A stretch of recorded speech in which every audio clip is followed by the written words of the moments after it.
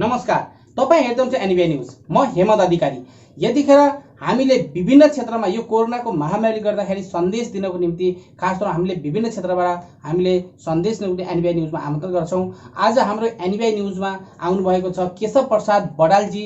उहाँ हुनुहुन्छ नेपाल कम्युनिस्ट पार्टीका सल्लाहकार परिषदका अध्यक्ष र पूर्व उद्योग मन्त्री र पूर्व राष्ट्रिय महासंघका अध्यक्ष हुनुहुन्छ। स्वागत छ बडालजी हाम्रो एनबीआई न्यूजमा तपाईलाई। नमस्कार छ सबैलाई, धन्यवाद छ। हजुर हजुर। अनि केशवजी, यतिखेर नेपाल राजनीति खास तौरमा अहिले जो राजनीतिमा रहेको उतार चढावको विषयमा दुई शब्द राखिदिनुस्।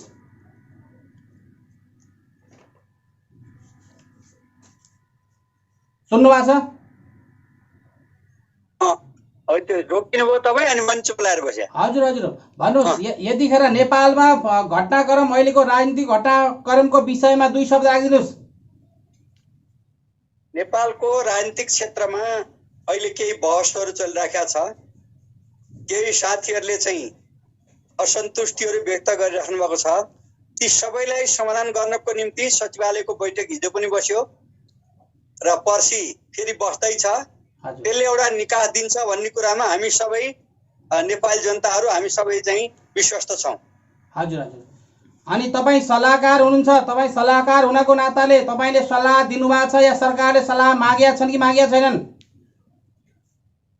अब सल्लाह सामान्यतया सल्लाह भनेको मागेपछि दिने हो।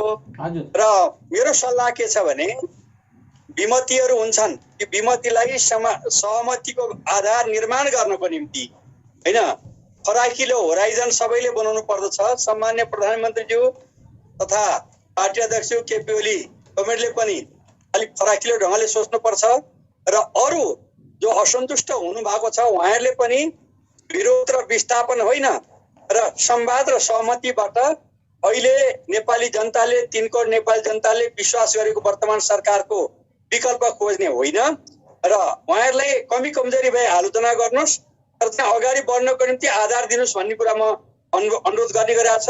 र मलाई अब अहिलेसम्म चाहिँ जस्तो अब 20 जनाले हस्ताक्षर गरेर दिनुभयो भन्ने कुरा आएको छ। सल्लाहकार परिषदको अध्यक्षको हैसियतले हामीलाई कुनै सल्लाह गर्नुभएको छैन। आदरणीय अध्यक्ष प्रचण्डजीले पनि, आदरणीय आनन्द नेपालजीले पनि, आदरणीय झलनाथ खनालजीले पनि कसैले पनि सरसल्लाह लिनुभएको छैन। तर यस्ता गम्भीर विषयमा चाहिँ हाम्रो पनि राय सल्लाह लिएर अगाडि बढ्दाखेरि राम्रो हुन्छ भन्ने कुरा म अनुरोध गर्न चाहन्छु। सम्मान्य प्रधानमन्त्रीको जुन अहिले कोरोनाको महामारी भइरहेको छ, महामारीमा एउटा कुरो प्रश्नै के हो भने एसिया भरिमा अहिले सबैभन्दा राम्रो अवस्था नेपालको अवस्था छ।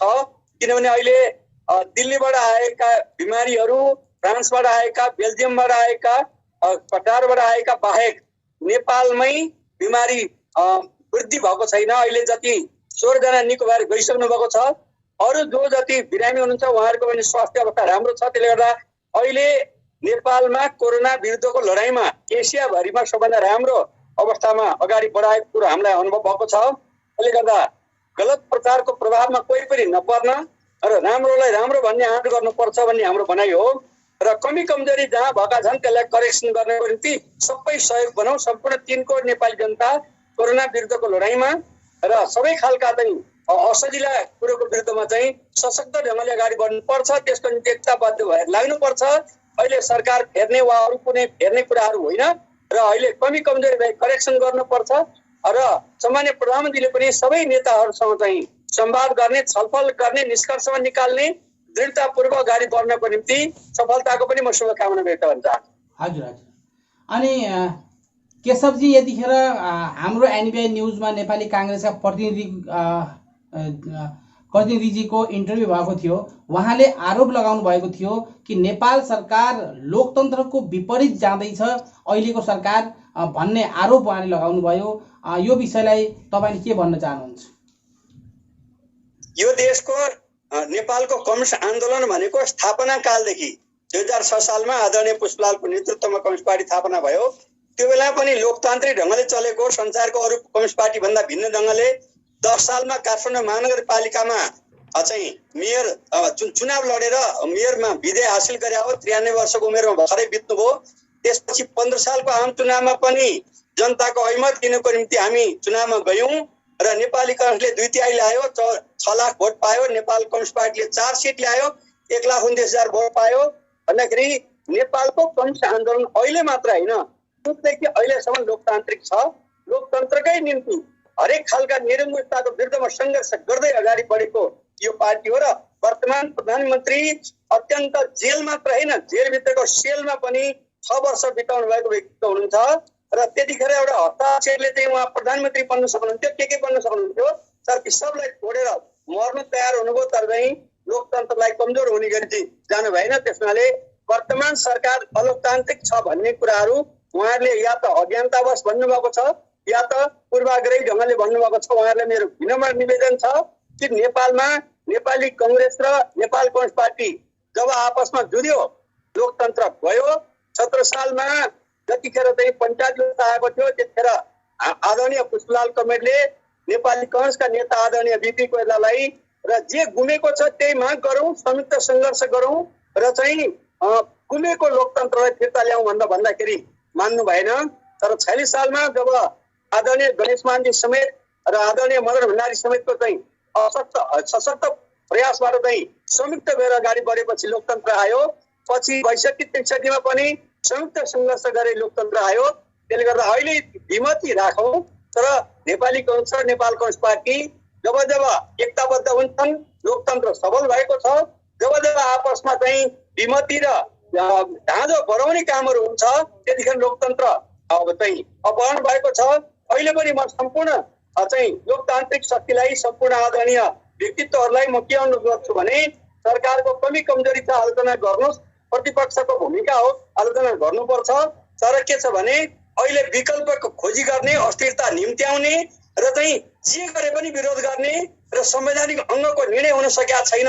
र वर्तमान सरकार बनेको 26 महिना भइसक्यो, तर त्यहाँ चाहिँ सहमति नगर्ने काम जुन भइरहेको छ, यसलाई उहाँहरूले करेक्सन गर्नुपर्छ।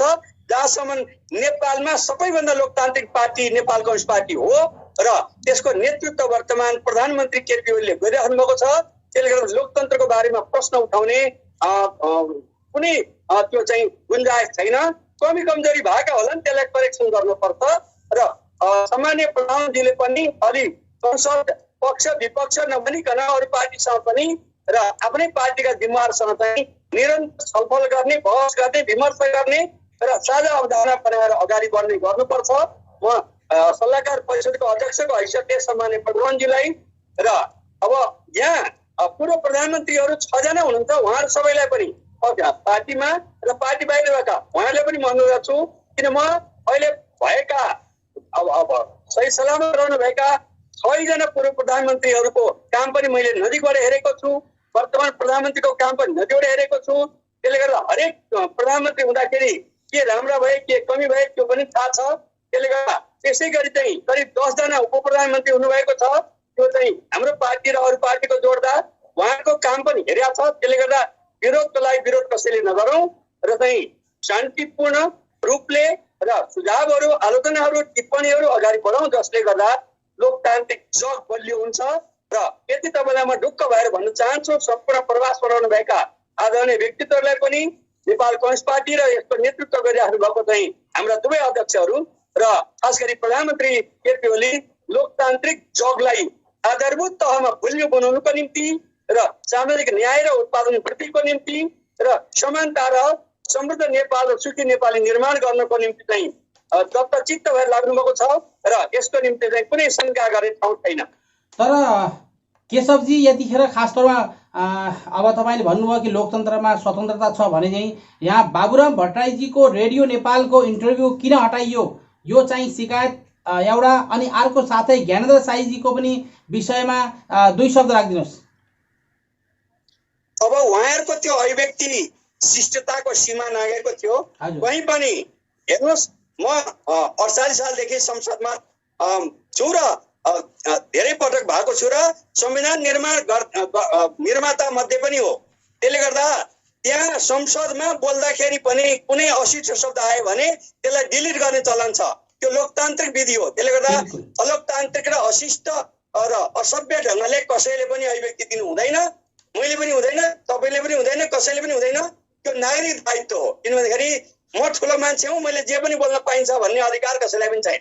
बिल्कुल। यहाँ एउटा हाम्रो एनबिआई न्यूज मार्फत जनतालाई यो सन्देश केशव प्रसाद बडालजीले भन्नुभयो कि यदि अभिव्यक्तिको स्वतन्त्रता छ भनेर हामीले चाहिँ जे पाइ बोल्न पाइन्न। उहाँको बोलाइमा केही असन्तुष्टि थियो र सरकारले त्यसलाई हटाउनमा बाध्यता भयो भन्ने उहाँले चाहिँ केशवजीले भन्नुभयो। केशवजी, यतिखेर नेपाल कम्युनिस्ट पार्टी भित्र जो छ गुटबाजी चलिरहेको छ तथा पक्ष विपक्षमा पनि जो छ भोटिङ भएको खबर छ, यसको विषयलाई दुई शब्द राखिदिनुहोस्।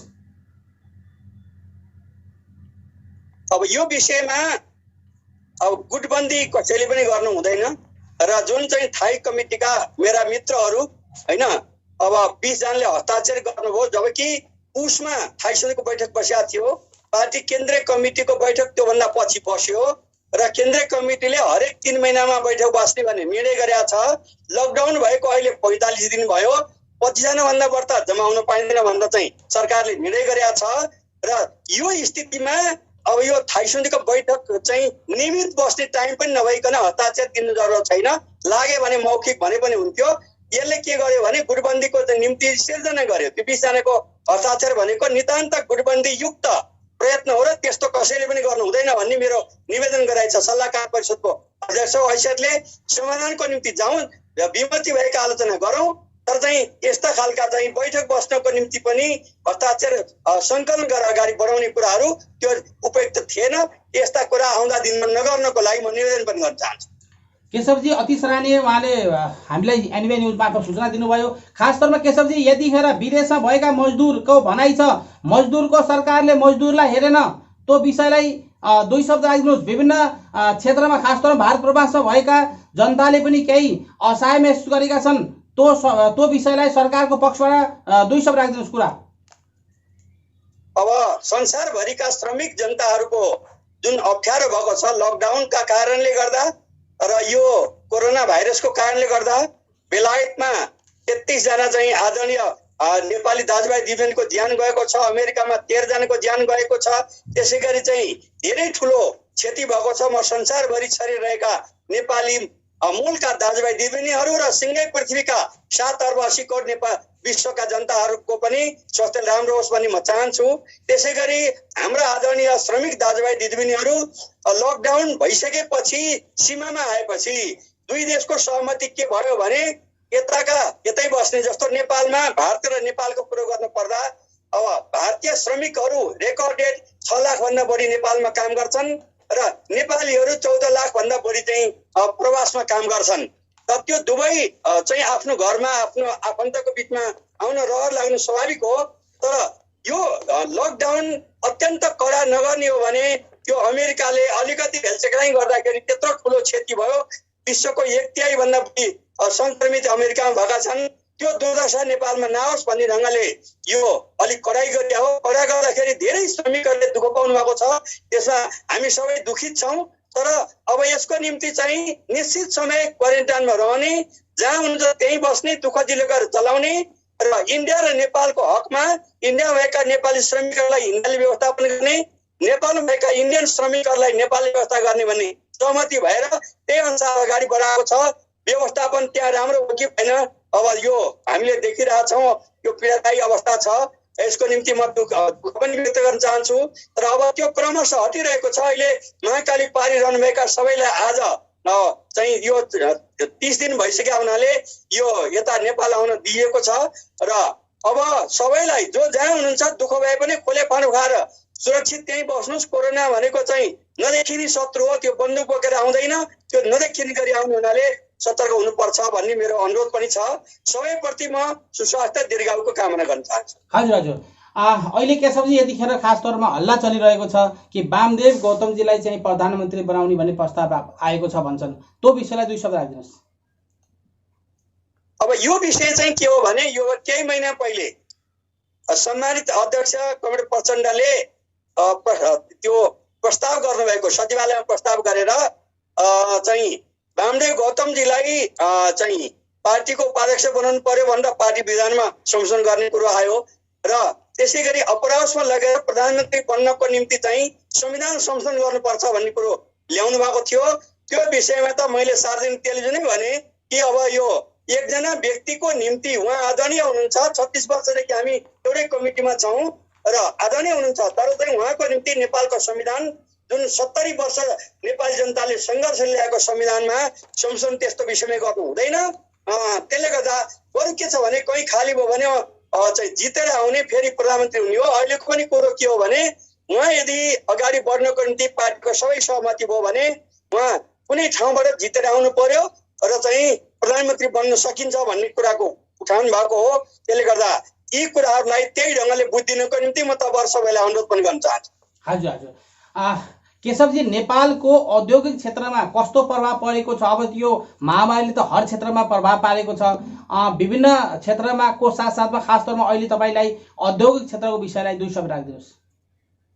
अब नेपालको औद्योगिक क्षेत्र तपाईँ भन्नुहोस् न, सबै लकडाउन कोठामा भइसकेपछि चाहिँ औद्योगिक क्षेत्र पुरै अस्तव्यस्त भइराखेको छ र चाहिँ नेपालमा अहिलेको आज बिहानसम्मको तथ्याङ्क हेर्दाखेरि करिब लकडाउन पछि 3 खर्ब 300 अर्बको क्षति भइसकेको छ र यो पर्यटन व्यवसाय त पुरै ध्वंसै भएको छ। होटेल पर्यटन ट्राभल एजेन्सी एयर सबै खतम भएको छ। अरू उद्योग म्यानुफ्याक्चरिङ उद्योगहरू पनि कच्चा पदार्थको अभावमा र श्रमिकको अभावमा चाहिँ अधिकांश बन्द अवस्थामा छन्। बहुत ठुलो क्षति भएको छ। कृषि कार्यमा पनि बाधा पुगेको छ, तर कृषि कार्यमा चाहिँ आफ्नो निजी खेतबारीमा निश्चित सामाजिक दूरी कायम गरेर खेती गर्नको निम्ति हामीले अनुरोध गरेका छौँ। म तपाईँको मिडिया मार्फत पनि भन्छु, कृषि कार्यलाई रोक्नु हुँदैन कहीँ पनि, किनभने त्यो अत्यन्त जरुरी छ। दूरी कायम गर्ने, सचेत हुने, अगाडि बढ्नुपर्छ र यसमा चाहिँ अलिकति लुलो भएर यो दूरी कायम गर्ने र लकडाउनलाई पालना नगर्ने काम कसैले गर्नु हुँदैन।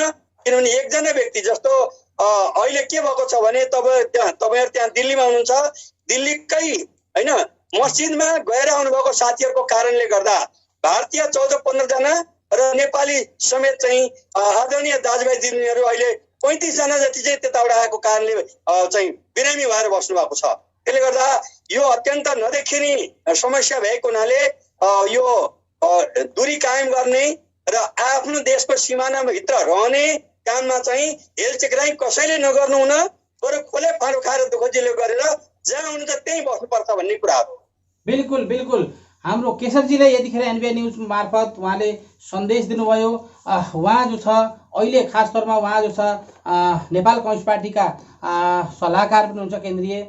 अब जो छ 3 मई पछि भारतमा लकडाउन खुल्ला अथवा नखुल्ला, तर नेपाल सरकारले 25 तारिकसम्म बढाएको छ र यहाँ भएका नेपालीहरूलाई के कसरी भित्र्याउनुहुन्छ? अगर उनीहरू आउन चाहन्छन् 3 तारिक पछि भने के व्यवस्था हुन सक्ला सरकारको तर्फबाट?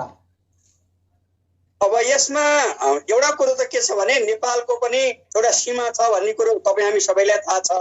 त्यसले गर्दा सकेसम्म भनेको चाहिँ हामी रोजगारी त्यहाँ छ भने छ, रोजगारी छैन भने आउनु पर्यो।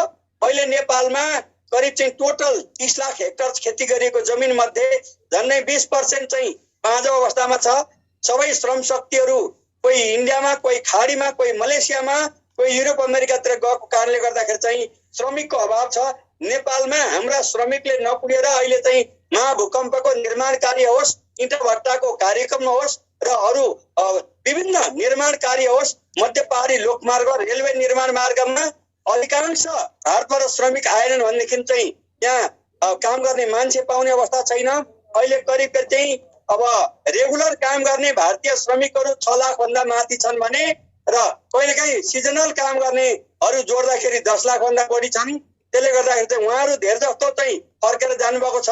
अब उहाँहरू पनि आउने र यो र त्यो नभनिकन जसरी हामी विदेशमा जेसुकै काम गर्छौँ, नेपालमा पनि हाम्रो देशको निर्माणको निम्ति, मातृभूमिको निर्माणको निम्ति चाहिँ आफ्नो ठाउँमा काम गरौँ, स्वरोजगारको निम्ति कोसिस गरौँ।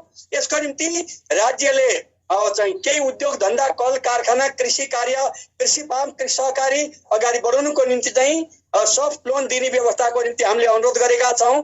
यसबारेमा पनि प्रयास गरौँ। हामी सबै मिलेर हातेमालो गरेर समृद्ध नेपाल, सुखी नेपाल निर्माण गर्न, नेपालमाका सन्तान कोही पनि कामको खोजीमा बाहिर जान नपर्ने परिस्थिति बनाउनु पर्छ भनेर चाहिँ अगाडि बढौँ। यसको निम्ति तपाईँहरूले पनि सोच्नुहोस्, हामी पनि सोध्छौँ र सँगै बसेर अगाडि बढौँ भन्ने मलाई अनुरोध छ। तपाईँहरूलाई नेपालमा स्वागत पनि म गर्न चाहन्छु। यदि समग्र जनता नेपाल भित्रिएपछि कामको लागि तपाईँले जस्तै भन्नुभयो खेती किसानीमा हाम्रो धेरै योगदान हुन्छ, या अन्त पनि धेरै यस्ता स्थान छन् चाहे रेलको निर्माण होस्, चाहे सडक निर्माण होस्, या धेरै कल कारखानामा कार्यक्रम होस्, धेरै कार्य छन् जो मजदुरले काम गर्ने नेपालभित्र। तर यतिखेर यो महामारी अगर बढ्दै गएर लकडाउन बढ्दै जान्छ भने नेपाल सरकारको तयारी के कस्तो हुन्छ? अब मेरो विचारमा मैले राम्रोसँग बुझिनँ, म भन्दै जान्छु। अब आज 18 गते भयो, 25 गतेसम्म लकडाउन नै छ। त्यसपछि के कस्तो गर्छ सरकारले निर्णय गर्ला। र मेरो विचारमा हवाई इत्यादिको यातायात त बाहिर सीमा बाहिरको चाहिँ अरू 15 दिनलाई बन्दै छ सीमा बाहिरको। नेपाल भित्रको लकडाउन अलिक कुकुलो हुन सक्छ भन्ने हामीले आशा गरेका छौँ। त्यो पनि सम्बन्धित जुन कमिटी बनेको छ र त्यसको सुझावको आधारमा सरकारले एउटा निर्णय गर्ला हैन, त्यसको निम्ति चाहिँ हामी पर्खिरहेका छौँ।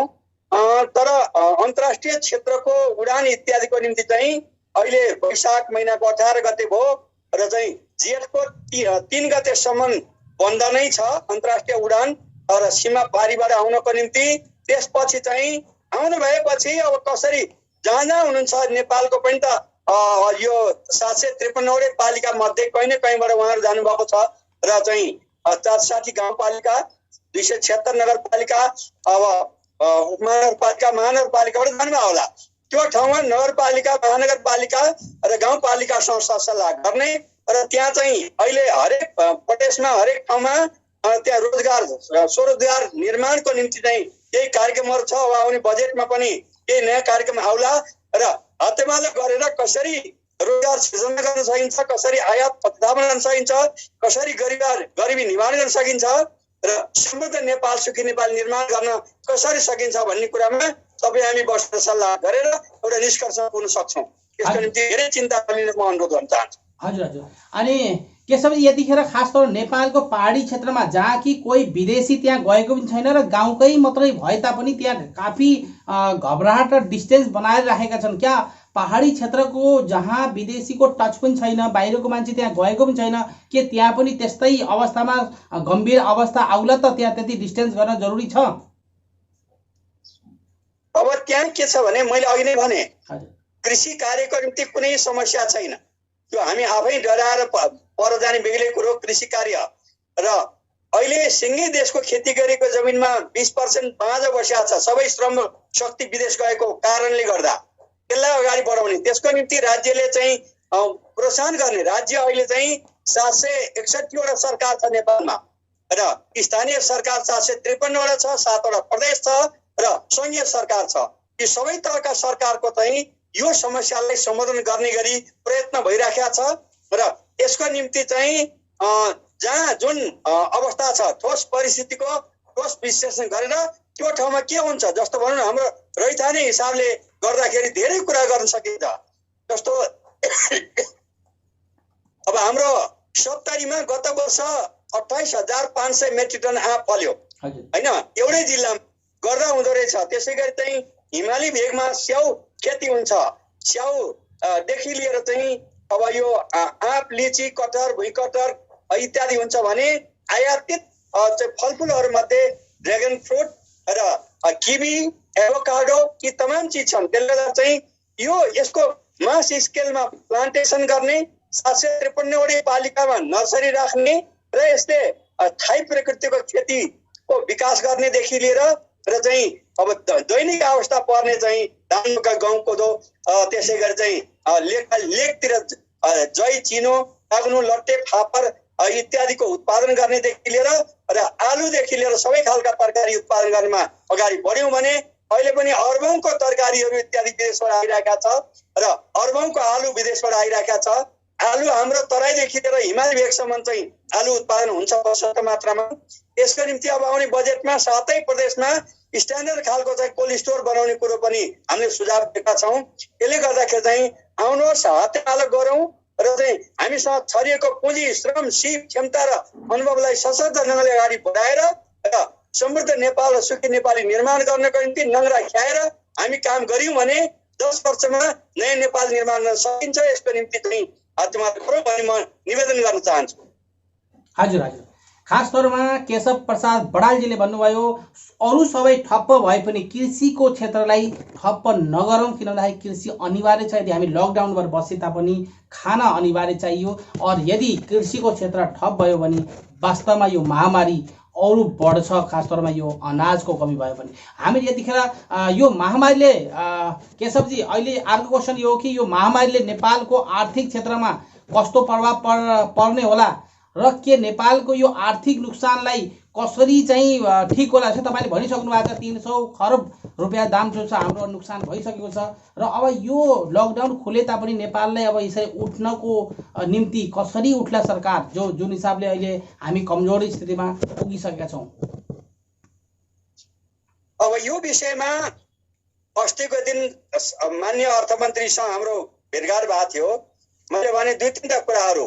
एउटा त के हो भने खुला आयोजनाहरू, कर्णाली पिसापानी 10,600 मेगावाट जस्ता खुला आयोजना सञ्चालन गर्नको निम्ति वर्ल्ड ब्याङ्क, एडीबी लगायतका अन्तर्राष्ट्रिय वित्तीय मुद्रा कोषबाट चाहिँ करिब अब 20 अर्ब डलर भन्दा बढ्ता ऋण माग्नु पर्यो, सफ्ट लोन धेरै वर्षमा तिर्ने गरी। त्यसले गर्दा त्यहाँ धेरै रोजगार जेनेरेट हुन्छ र अगाडि बढ्छ। र अहिले पनि अब करिब 42 वटा जति चाहिँ हाइड्रो पावर चाहिँ अनगोइङ अवस्थामा छ र उत्तर र दक्षिणमा रेलवे जोड्ने कार्यक्रम पनि छ। मध्य पहाडी लोकमार्ग, मदनमारी लोकमार्ग पनि अगाडि बढिरहेको छ। यी जो अगाडि बढिरहेका आयोजनाहरूलाई युद्ध स्तरमा अगाडि बढाउने, जहाँ रोजगार सिर्जना हुन्छ। त्यसै गरी त्यसको पेरिफेरीमा, त्यसको वरिपरि चाहिँ अब यो दिगो चाहिँ फलफुल खेतीदेखि लिएर तमाम खेती कार्यलाई अत्याधुनिक ढङ्गले इजरायली मोडलमा कृषि कार्यलाई अगाडि बढाउनुको निम्ति चाहिँ जोड दिनुपर्छ भनेर भनेका छौँ। यी सब कुरोको निम्ति चाहिँ सबैले हातमाल गरेर अगाडि बढ्नुपर्छ। अहिले जुन चाहिँ यो महामारी र अब यत्रो आर्थिक, किनभने हाम्रो देशको जम्मा ठुलो इकोनोमी होइन र अहिले भर्खरै हिजो दिएको तथ्याङ्क अनुसार 37 खर्बको चाहिँ नेपालको अर्थतन्त्र हो र त्यो 37 खर्बको अर्थतन्त्र भएको देशमा चाहिँ यो 2 महिनाको लकडाउनले गर्दाखेरि चाहिँ 3 खर्ब भन्दा बढी क्षति भइसकेको छ। अरू पनि आउँदा दिनमा चाहिँ धेरै समस्याहरू आउन सक्छ र करिब चाहिँ 8-10 लाख चाहिँ विदेशी श्रमिकहरू नेपाल फर्किने अवस्थामा हुनुहुन्छ। धेरै अब मोटामोटी मेरो अनुमान हो। त्यसै गरी नेपालमै पनि बेरोजगार धेरै हुनुहुन्छ। यो कुरालाई सम्बोधन गर्ने गरी अब जेठ 15 गते आउने बजेटमा यसलाई सम्बोधन गर्नको निम्ति वर्तमान अर्थमन्त्री डाक्टर युवा खतडालाई हामीले अनुरोध गरेका छौँ र त्यसको निम्ति सबैको सहयोग हुनुपर्छ भन्ने मलाई लाग्छ। र म अन्तर्राष्ट्रिय जगतलाई पनि दिल खोलेर यतिखेर चाहिँ कमसेकम चाहिँ लामो समयको सब लोन चाहिँ अन्तर्राष्ट्रिय सङ्घ संस्थाले उपलब्ध गराउनु पर्छ, नत्र भने हामी धेरै अप्ठ्यारो अवस्थामा पुग्न सक्छौँ। किनभने विगतमै पनि हाम्रो 12 खर्बभन्दा बढी व्यापार घाटा थियो र अब यो व्यापार घाटाको भोल्युम अझै बढ्नेवाला छ। किन निर्माण गर्नुपर्ने कुरा धेरै छ। निर्माणको लागि स्टिलदेखि लिएर तमाम सिमेन्टमा हामी आत्मनिर्भर भएका छौँ र यो छड स्टिलमा हामी अहिले पनि पछाडि छौँ। धेरै कुराहरू आयात गर्नुपर्छ। यसले गर्दाखेरि चाहिँ ती सब कुरोको निम्ति चाहिँ हामीले विशेष खालको कार्यक्रम ल्याउनु पर्छ भनेर सुझाव दिएका छौँ।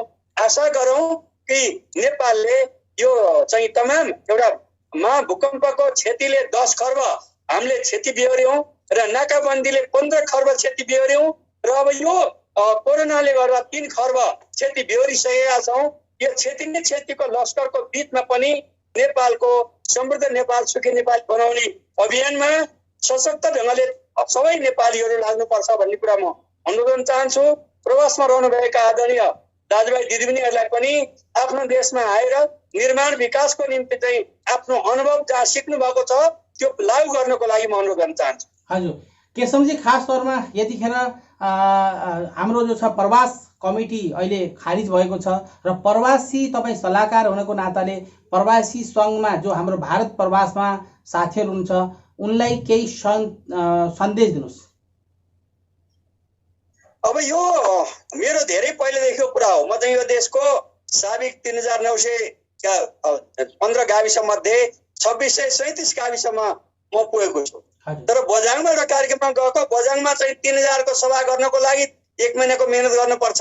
तर बेङ्गलोरमा गयो भने 15 दिन सूचना गर्दा 3000 को चाहिँ जनता उपस्थित हुन्छन् भनेर भन्नुभएको थियो त्यहाँका साथीहरूले। त्यसले गर्दा अहिले आफ्नो देशको जमिन बाँझो राखेर आफ्नो चाहिँ देशको विकासमा नोङ्ग्रा नखियाएर विदेशमा गएर मात्रै काम गर्ने होइन, विदेशमा जानुहोस्, सिप सिकेर आउनको निम्ति जानुहोस्, टेक्नोलोजी सिकेर आउनको निम्ति जानुहोस्, तर आफ्नै देशको निर्माण गर्ने कुरोको निम्ति चाहिँ तपाईँ जुन जुन जिल्लाको जुन जुन पालिकाको हुनुहुन्छ त्यो ठाउँलाई सुन्दर बनाउनको निम्ति चाहिँ आफ्नो बुद्धि विवेक क्षमतालाई अगाडि बढाउनुहोस्। राज्यको तर्फबाट तपाईँहरू फर्केर आउनुभएको साथीहरूलाई होइन एउटा चाहिँ सहुलियत दरको ऋणको व्यवस्था, आफ्नो पूर्वाधारको व्यवस्था, तालिम प्रशिक्षणको व्यवस्था होइन, सिकर्मी डकर्मी इलेक्ट्रिसियन और तमाम खालका प्राविधिक ज्ञान दिलाउने कुरोको निम्ति हामी पनि कोसिस गर्छौँ। जरुर। केशव प्रसाद बडालजी हुनुहुन्छ, उहाँ खास तौरमा उहाँ जो छ केन्द्रीय नेपाल कम्युनिस्ट पार्टीका चाहिँ सल्लाहकार परिषदका अध्यक्ष हुनुहुन्छ र पूर्व उद्योग मन्त्री र पूर्व राष्ट्रिय महासङ्घका अध्यक्ष पनि हुनुहुन्थ्यो। हाम्रो एनबिए न्युजमा आएर उहाँले हामीलाई खास तौरमा सन्देश दिनुभयो र अब लास्ट तपाईँले एनबिए न्युजका दर्शकहरूलाई केही सन्देश दिनुहोस्। सर्वप्रथम त हेमन्त अधिकारीजीलाई यसरी चाहिँ हाम्रो छिमेकी राष्ट्रमा रहनुभएका आदरणीय दाजुभाइ दिदीबहिनीलाई भेट गराउनु भएकोमा हार्दिक धन्यवाद दिन चाहन्छु। तपाईँहरूको संस्थाको सफलताको शुभकामना व्यक्त चाहन्छु। सम्पूर्ण चाहिँ श्रमिक दाजुभाइ दिदीबहिनीलाई निराश हुने होइन र चाहिँ यो आशावादी ढङ्गले हामी सक्छौँ, हामी गर्न सक्छौँ भन्ने अठोटका साथ अगाडि बढ्न र आफ्नो देशमा आएर निर्माण विकासको अभियानमा अगाडि बढ्नको लागि म निवेदन गर्न चाहन्छु। कोरोना भाइरसबाट जोगिनको निम्ति चाहिँ अत्यन्त सजग सचेत बन्नको निम्ति म अनुरोध चाहन्छु। हामीले सुनेका छौँ भारतमा चाहिँ 32,000 भन्दा बढ्ता संक्रमित हुनुभयो, 1,000 भन्दा बढीले ज्यान गुमाउनु भयो। यो अत्यन्त दुःखद कुरा हो। यस्तो स्थितिबाट आफ्नो जीवन रक्षाको निम्ति बरु फले फारो खानुहोस्, तर जीवन रक्षाको निम्ति कोरोनाको विरुद्धमा जुझ्नको निम्ति चाहिँ सजग हुनको निम्ति म निवेदन पनि गर्न चाहन्छु। हजुर हजुर, केशव प्रसाद बडालजी हाम्रो एनबिए न्युजमा आइदिनु भयो। केही सन्देश तपाईँले काफी महत्त्वपूर्ण कुरा हाम्रो एनबिए न्युज मार्फत तपाईँले दिनुभयो, यसको लागि धेरै धेरै धन्यवाद। र आगामी दिनमा पनि तपाईँ बेला बेलामा आएर हाम्रो एनबिए न्युज मार्फत केही सन्देश दिनुहोस् भन्ने आशा राख्दै अहिलेलाई बिदा लिन्छौँ। हस् त, धन्यवाद, नमस्कार। हस् त, नमस्कार। सम्पूर्णमा मेरो प्रणाम छ, नमस्कार छ, अभिवादन छ। Subscribe to our channel by clicking the subscribe button. Click the bell button and enjoy the latest uploads from our channel. Subscribe to our channel by clicking the subscribe button. Click the bell button and enjoy the latest uploads from our channel.